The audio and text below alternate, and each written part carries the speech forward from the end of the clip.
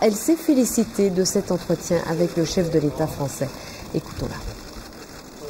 La décision que l'opération a rempli ses objectifs se fera selon les évaluations quotidiennes que nous menons.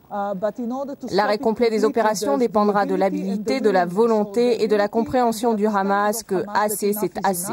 Le président Sarkozy est très au fait de la situation et de la complexité de notre région. Il comprend la nature de la menace à laquelle Israël fait face. Ensemble, nous essayons de voir quelle est la meilleure stratégie.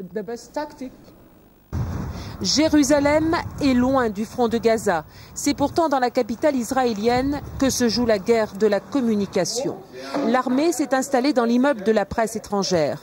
Un bureau ouvert 24 heures sur 24 où le commandant Leibovitch délivre le message du jour. Nous sommes contre un cessez-le-feu. L'objectif n'est pas atteint. Nous n'en sommes qu'au 6e jour de frappe et nous avons encore tellement de cibles du Hamas à détruire. Des entrepôts d'armes, des missiles, des tunnels et tout ce qui peut servir au terrorisme. On n'a pas encore fini. Il déambule incrédule au milieu des décombres laissés par les bombardements israéliens. Au 6e jour de ces raids, l'aviation israélienne a tué l'un des leaders du Hamas.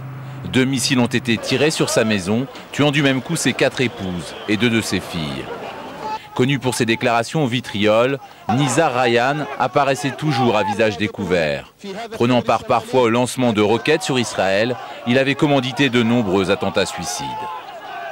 Depuis le début de l'opération Plomb durci qui a fait 400 morts, Israël n'a, contrairement à ses objectifs, décimé qu'une infime partie des responsables du mouvement islamiste.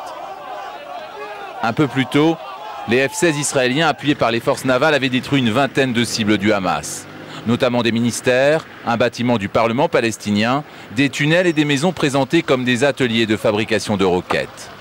Selon l'ONU, un quart des morts palestiniens sont des civils. Conséquence de ces bombardements, certains ont fui leur logement trop proche des bâtiments du Hamas. Quant aux hôpitaux de Gaza, ils continuent d'être pris d'assaut. Toute la nuit, il y a eu des bombardements presque continuellement dans ce quartier. Évidemment, des bâtiments du Hamas ont été endommagés et on n'a jamais eu autant de blessés dans cet hôpital. À Jérusalem, comme à Bethléem, des Palestiniens ont manifesté leur solidarité avec Gaza, surmontant les divisions intestines entre le Fatah et le Hamas. En Israël, les tirs de missiles depuis Gaza retombent de plus en plus loin. Pour lutter contre ce harcèlement permanent, la population se déclare à 71% favorable à la poursuite des opérations.